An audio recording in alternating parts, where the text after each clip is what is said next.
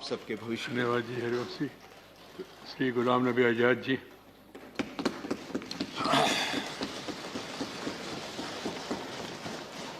माननीय chairman sir,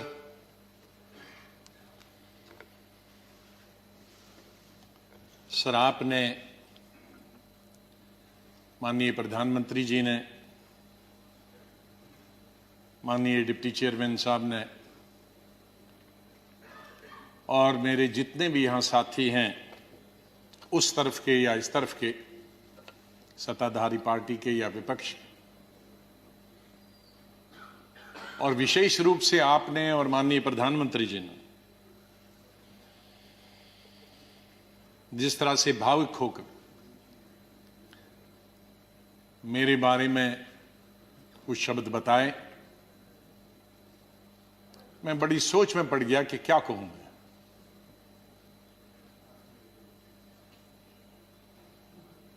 मैं इन 41 वर्षों में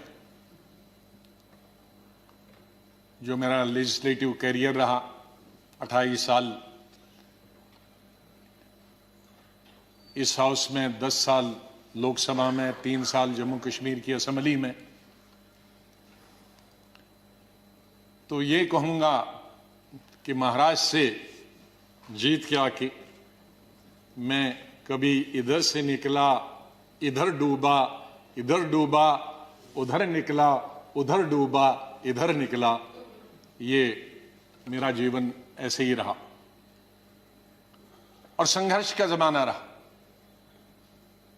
और मैं आज बहुत सारी चीजों को छोटा करने के लिए कुछ शेरों में ही खत्म करते हैं। शायर जो होते हैं उनमें एक बड़ी ताकत होती है उनके शेरों में कि हम लोग अगर 10 घंटे का भाषण दें तो वो 2 शेर में खत्म कर देते हैं उसका।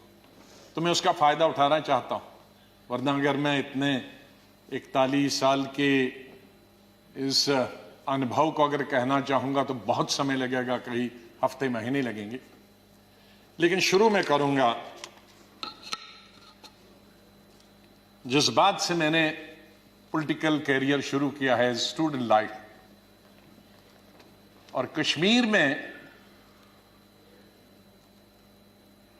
जम्मू कश्मीर में मेरा, हालांकि मैं जम्मू से हूं, लेकिन मेरा डिस्ट्रिक्ट में, शमशेर सिंह जी जानते हैं, मुस्लिम मेजॉरिटी डिस्ट्रिक्ट, उसका असर कश्मीर का ज्यादा होता है, जम्मू का कम असर पड़ता, विशेष रूप से मुस्लिम्स में। और उसके बाद कॉलेज और यूनिवर्सिटी तो मैं कश्मीर में ही पढ़ा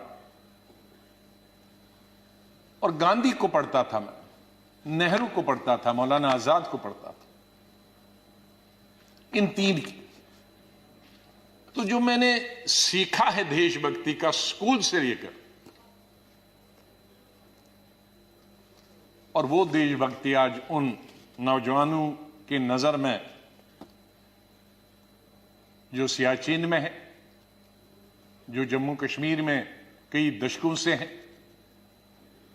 ठंड में है, बर्फ में है, उनके नाम से शुरू करता हूं मैं। खून की मांग है इस देश की रक्षा के लिए, खून की मांग है इस देश की रक्षा के लिए, मेरे नजदीक ये कुर्बानी बहुत छोटी है, दे दो।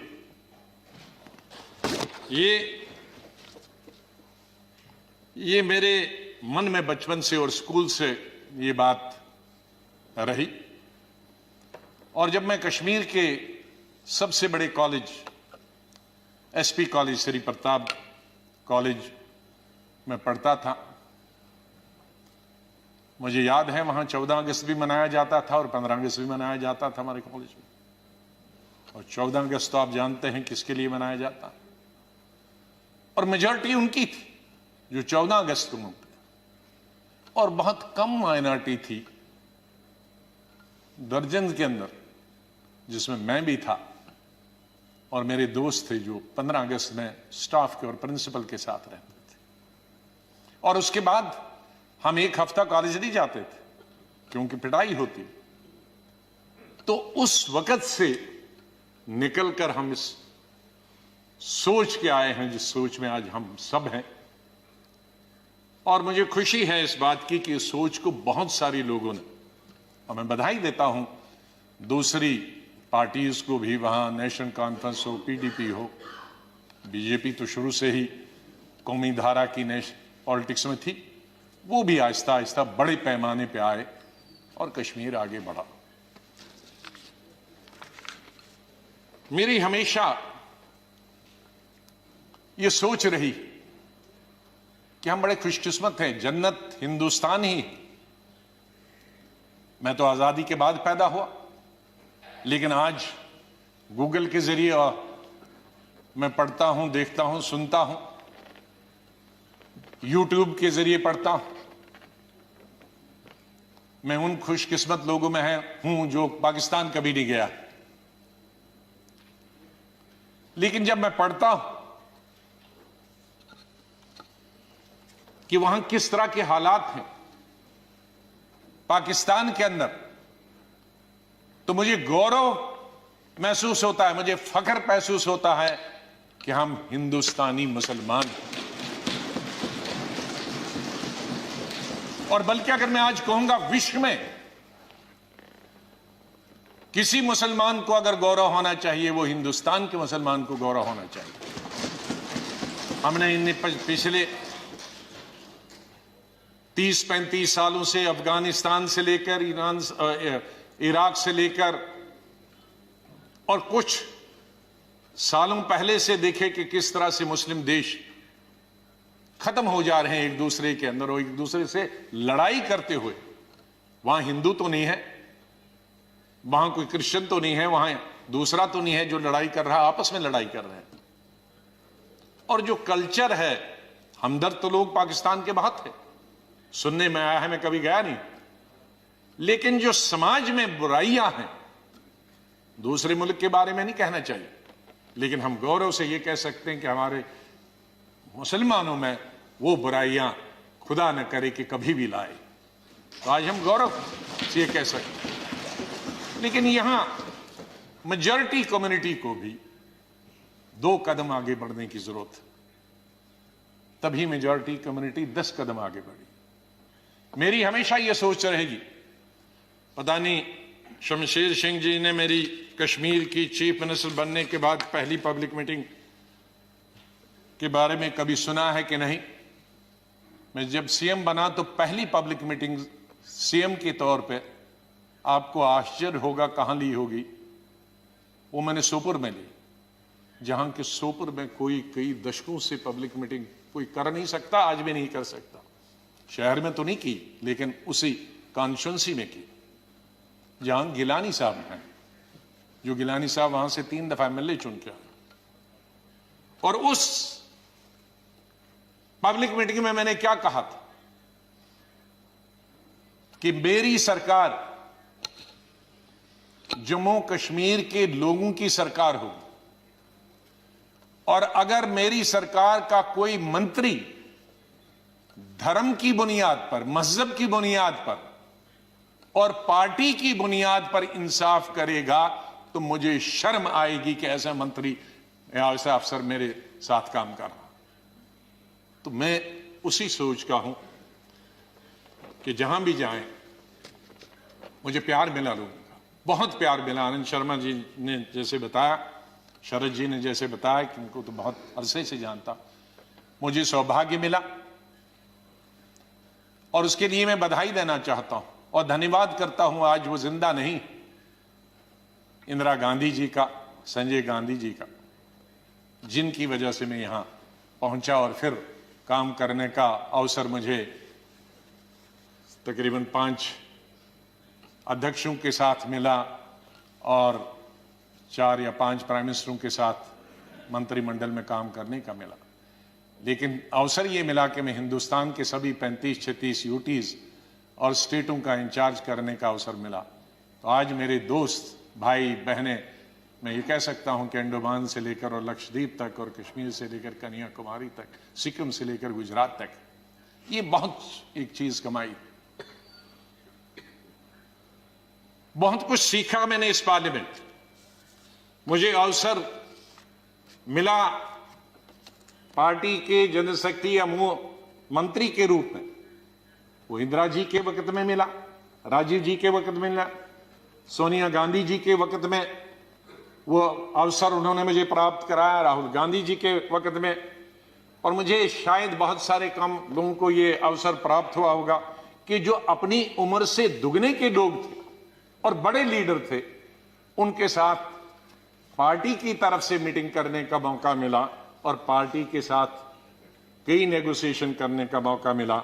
उनमें ज्योति बसु जी थी, करुणानिधि जी थे, जयललिता जी के साथ मैंने अलायंस किया, करुणाकरण जी थे, चंद्रशेखर जी थे, देवीलाल जी थे, मुलायम सिंह यादव जी थे, प्रकाश सिंह बादल जी से अलायंस तो नहीं किया, लेकिन कई चीजें जब मैं मिनिस्टर ऑफ स्टेट होम था तब कई मीटिंगें हुई। मैं जब देखता था implementation of Punjab accord, Assam accord, ये देखता था। आई.के. गुजराल साहब से, शुभू सोरेन जी से, साहब तंगल जी से, मुपनार जी से, फारूक साहब से, मुफ्ती साहब से, ये सब लोगों के साथ कई दफा, और यही वजह है कि यहां भी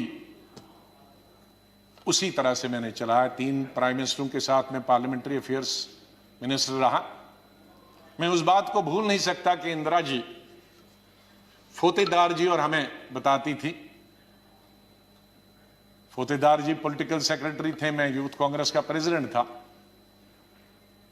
कहा जरा अटल जी से भी संपर्क में रहा करो। बीजेपी ने उन्होंने कहा अटल जी से संपर्क में रहा करो। तो वो इस सोच की थी। बाद में राजीव जी जब प्राइम मिनिस्टर बने तो उन्होंने कहा भाई अब विपक्ष के जो लोग हैं उनके पास तो 2 एमएलए एमपी हैं, हमारा इतना बहुमत, उनको भी तो अपनी कॉन्स्टिट्यूंसी का काम करना होता होगा, उनसे भी जरा पूछा करो।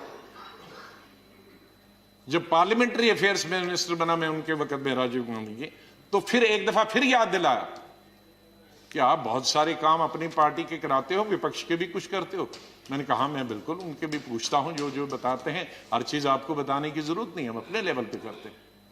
और बाद में मैंने यही चीज माननीय अटल बिहारी वाजपेयी जी से सीखी।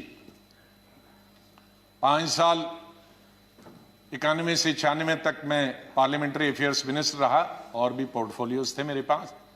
और अटल जी विपक्ष के नेता रहे, हमारे पास बहुमत नहीं था और अलायंस भी नहीं था, माइनॉरिटी गवर्नमेंट थी। और उस माइनॉरिटी गवर्नमेंट में अटल बिहारी जी वाजपेयी जी विपक्ष के नेता हो, यह हाउस चलाना कितना आसान मुश्किल हो सकता। लेकिन मैं कहूंगा कि सबसे आसान हाउस चलाना उन 5 साल में मुझे अटल जी की लीडरशिप हुआ। और उनसे सीखा मैंने कि किस तरह से हल निकाला जा सकता, विपक्ष की भी बात रहे और सरकार की भी बात रहे। मैंने अपने एलओपी के जमाने में यह कोशिश की कि हम यहां आए हैं, लोगों ने हमको चुना है कानून बनाने के लिए, लोगों ने हमें चुना है कई मसलों का समाधान निकालने के लिए, हल निकालने के लिए, उनकी मुश्किलात, उनके लिए रोजगार पैदा करना, एम्प्लॉयमेंट करना, डेवलपमेंट करना, विकास करना, सड़कें, नहरें, स्कूल, कॉलेज, अस्पताल बनाना, बिजली पैदावार करना। तो अगर हम हर वक्त ये आपस में ही लड़ते रहे, झगड़ते रहे और वो कानून पास नहीं होंगे तो लोगों का विश्वास हमसे उड़ जाएगा। इसलिए जब भी मैं अपने साथियों को भी समझाता था कि इसको मिक्स करो, एक आध दिन विरोध दिखाओ, एक आध दिन झगड़ा करो और बाकी दिन डिस्कशन करें। ये मैंने हमेशा प्रयास किया अपने। मैं धन्यवाद करता हूं हमारे उस तरफ के भी साथियों को जिन्होंने, और इस तरफ के सभी लीडरों को जिन्होंने उस प्रयास में पूरा अपना सहयोग दिया। मैं अपनी बात गृह मंत्री जी को स्टेटमेंट देना था, मैं उनका धन्यवाद करता हूं। और सबसे ज्यादा धन्यवाद मैं प्राइम मिनिस्टर का करता हूं कि आपने सबको सुना, आपने इतना समय 2 घंटे से ज्यादा यहां समय दिया। आप बहुत भावुक हुए और सच है, हकीकत अगर सच बताएं सर, मेरे माता पिता की जब डेथ हुई, मेरे आंखों से आंसू निकले, लेकिन मैं चिल्ला के रो नहीं पाया। मैंने जिंदगी में सिर्फ चिल्ला के रोया। और जब रोता है इंसान तो वो कोई चिल्ला के रोने के लिए तो आपको आर्टिफिशियल होने की जरूरत नहीं। वो थी पहली संजय गांधी की मौत, इंदिरा गांधी की मौत, राजीव गांधी की मौत, अलग अलग जगह थी, क्योंकि तीनों मौतें अचानक हो गई थी। शायद अगर नेचुरल मौत होती तो वो चीख नहीं निकलती। और चौथी थी जब सुपर सुनामी आ गया था उड़ीसा में 99। मैं हॉस्पिटल गया अपने पिताजी को दिखाने के लिए, और उन्होंने कहा कि इनको गैलेपिंग कैंसर है। मुझे तब तक ये गैलेपिंग कैंसर का नहीं, कैंसर मालूम, गैलेपिंग। तो मैंने पूछा इसका क्या मतलब हुआ, कि ज्योग्राफिकल रेशो से बढ़ता है, 2 का 4, 4 का 8, 8 का 16, 16 का 64, जो बढ़ जाता है, और इसकी अपर लिमिट है 21 दिन। तो 21 दिन आप कहीं मत जाओ। दोपहर को मैं ये लेके आया, और सुबह हमने प्रोग्राम बनाया कहीं जाने का, इनको घुमाएंगे। मिसेस गांधी का शाम को फोन आया कि वहां साइक्लोन है, कोई दूसरे जनरल सेक्रेटरी हैं वो जाना नहीं चाहते, और तुम ही जा सकते हो। अब मैं उनको कहता कि मैं, अगर मेरे डॉक्टर ने ये कहा है तो कहेंगी बहाना कर रहा। तो मैं अपने पिताजी को छोड़कर, मैंने कहा 2 दिन में वापस आऊंगा। गुजरात के, ये उड़ीसा के लोगों के लिए एक नई बात कहता हूं, क्योंकि इसका लुल्लू, इसका गवाह था, वो इस दुनिया में नहीं रहा। हमारे कांग्रेस का यंग लीडर था, यूनुस, बहुत हाउस होल्ड नेम है आज भी। उड़ीसा जब एयरपोर्ट पे पहुंचा तो 1000 आदमी था, लड़के। तो कहा सर पैदल चलना है, क्योंकि सारे पेड़ जो हैं, शहर पानी में है और सारे पेड़ सड़कों पर है, तो ये 10-12 किलोमीटर पैदल चलना। चले हम। तो सबसे बड़ा काम क्या था पहला, और मिनिस्टर कोई नहीं, चीफ मिनिस्टर भाग गए थे, मिनिस्टर भाग गए थे, कोई एडमिनिस्ट्रेशन, कोई। दुकानें तोड़कर मैंने उनकी लिस्ट बनाई पुलिस की मदद से कि उनको पैसे देंगे बाद में। हमने हथियार लिए जंगल काटने के, 3 रातें और 3 दिन।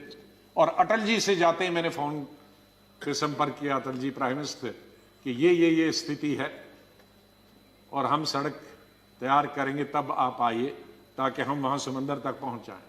3 रात और 3 दिन हम तकरीबन 1000 लड़के यूथ कांग्रेस के मैंने लगाए काटने में और सड़क। फिर पीएम को फोन किया, फिर वो हेलीकॉप्टर से आए, फिर उनसे राशन मंगाया, फिर उसके बाद मैंने सोनिया गांधी जी को कहा। तो और वहां मैं रोया जब मैंने लाशें देखी, सैकड़ों लाशें तैर रही थी जब हम समंदर के किनारे तक पहुंचे। वहां मैं चिल्ला के रोया। वो 4थी दफा था। और 5वीं दफा जिसका उल्लेख माननीय प्रधानमंत्री जी ने किया और वो भावुक हुए। मैं 2005 में जब चीफ मिनिस्टर बना नवंबर में, और मई में जब दरबार कश्मीर में खुला, तो मेरा स्वागत गुजरात के मेरे भाइयों और बहनों की कुर्बानी से हुआ। मैं अभी 2 ही दिन पहले पहुंचा था, तो वहां स्वागत करने का मिलिटेंट का यही तरीका था कि आप हत्या करो गरीबों की तो वही स्वागत होता है। उसका मतलब था कि हम हैं, इस गलतफहमी में न रहना। निषाद बाग जो कि राजभवन के साथ, वहां बस से, उस पर लिखा था गुजरात की बस, उसमें हमारे तकरीबन 40-50 गुजरात के हमारे भाई बहनें टूरिस्ट। उस पे उन्होंने ग्रेनेड लगाया और मेरे ख्याल में दर्जन से ज्यादा लोग वहीं हताहत हो गए और कई जख्मी हो गए। मैं एक फौरन तुरंत जगह पे पहुंचा, लेकिन तब तक पुलिस ने वो हटा दिया। फिर मैं जैसे माननीय प्रधानमंत्री जी इन्होंने भी डिफेंस मिनिस्टर से बात की, मैंने प्रधानमंत्री जी से बात की, जहाज आया मी-8 उनको लेने के लिए। लेकिन जब मैं एयरपोर्ट पे पहुंचा तो जाहिर है सिक्योरिटी वाले कहते हैं कि सीएम आ रहे हैं, सीएम आ रहे हैं। तो एयरपोर्ट पे ये सब जाने के लिए तैयार थे। हमारे जख्मी भाई, छोटे छोटे बच्चे। तो जब मैं एयरपोर्ट पे पहुंचा तो इन बच्चों ने, जिसका किसी का पिता मर गया था, किसी की मां मर गई थी, वो रोते रोते मेरे टांगों से जब लिपट गए तो मैं जोर से मेरी आवाजें निकल गई, ये खुदा ये क्या तुमने किया। मैं कैसे जवाब दूं इन बच्चों को, मैं कैसे जवाब दूं उन बहनों को जो यहां तफरी के लिए आए थे, सैर के लिए आए थे, और आज मैं लाशें लेकर इनके हवाले कर रहा हूं उनके माता पिता की। तो ये भावुक होने की जरूरी बात। आज हम ये अल्लाह से, भगवान से यही दुआ करते हैं कि इस देश से मिलिटेंसी खत्म हो जाए, इस देश से आतंकवाद खत्म हो जाए।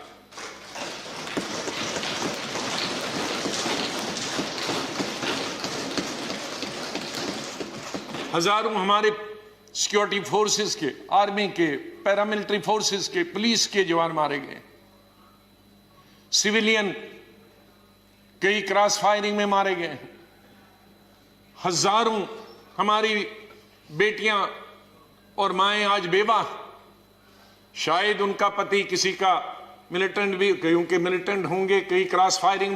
कश्मीर के हालात ठीक हो जाएं। मैं इससे पहले कि कुछ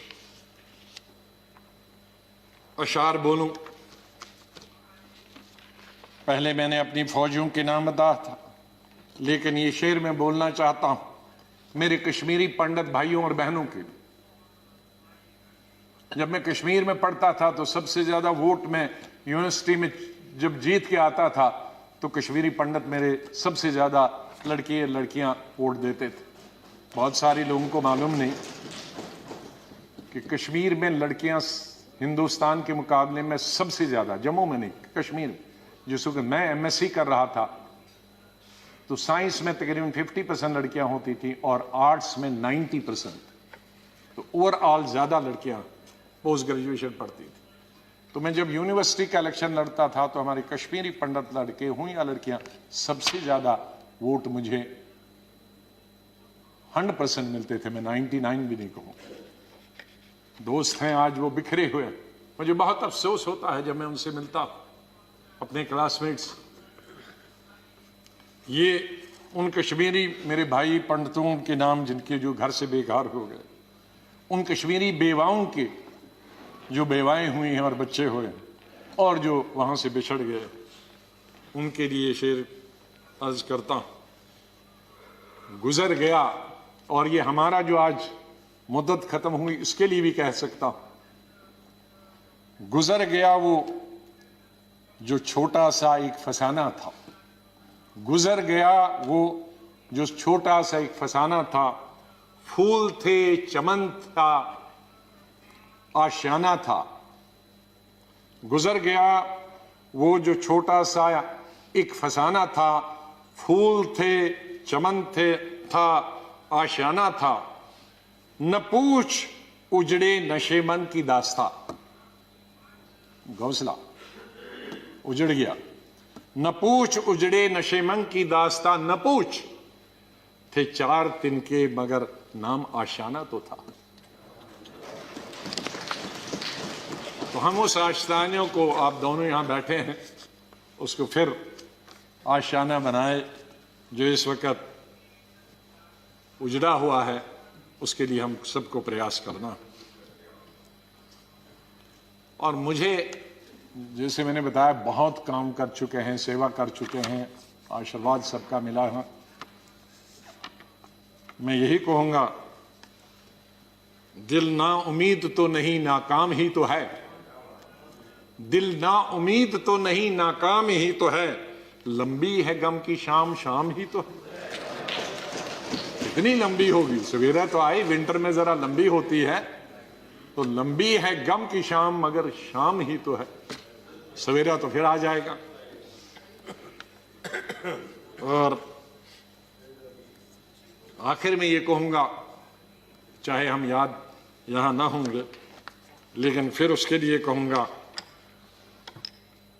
बदलेगा न मेरे बाद भी मौजूए गुफ्तगू, बदलेगा न मेरे बाद भी मौजूए गुफ्तगू, मैं जा चुका हूंगा फिर भी तेरी महफिलों में रहूंगा। माननीय चेयरमैन साहब, मैं आपका बहुत बहुत धन्यवाद करता हूं। आपके साथ काम करने का मुझे अवसर मिला। आप जब पार्टी के अध्यक्ष थे तब भी हमारी मुलाकात होती थी, जब आप मंत्री बने तब भी बात होती थी, जब यहाँ चेयरमैन बनने से, वाइस प्रेसिडेंट आप बनने से पहले आप पार्लियामेंट्री अफेयर्स मिनिस्टर थे और मैं एलओपी था, तब भी हमारे संपर्क है।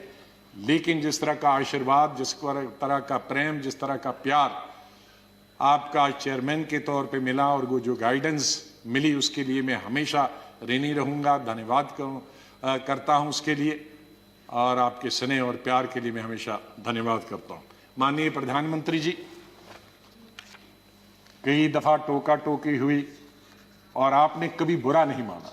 एलओपी के वक्त में बड़ी बड़ी लंबी स्पीचें आपकी हुई, मेरी हुई, खास करके राष्ट्रपति के अभिभाषण पर,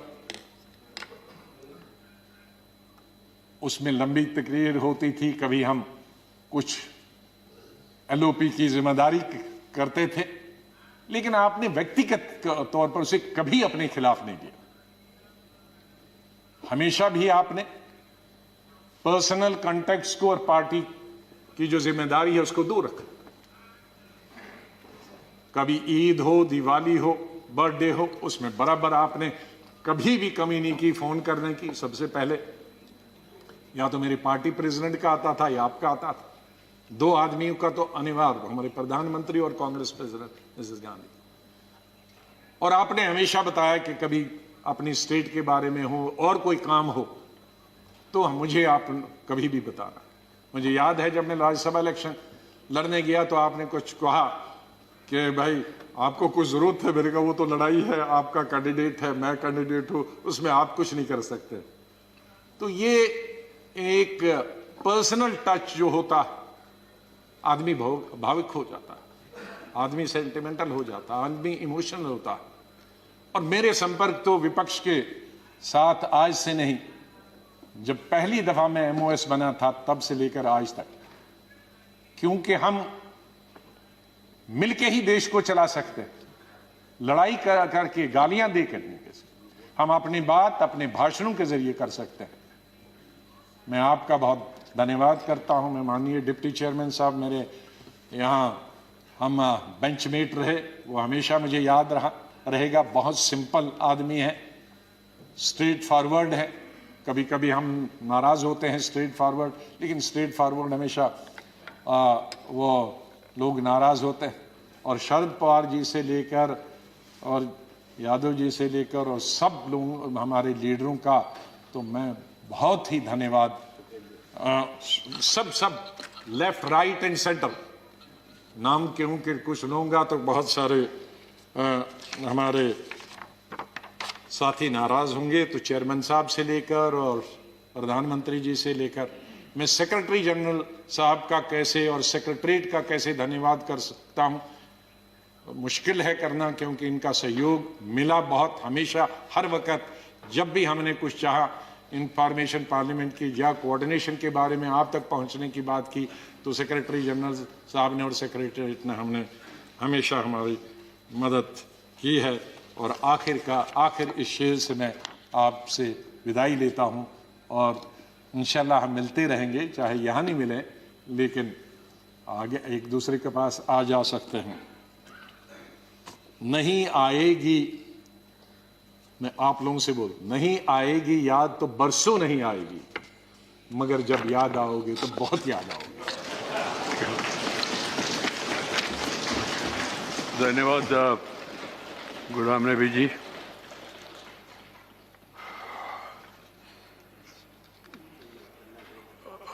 Friends, we have another important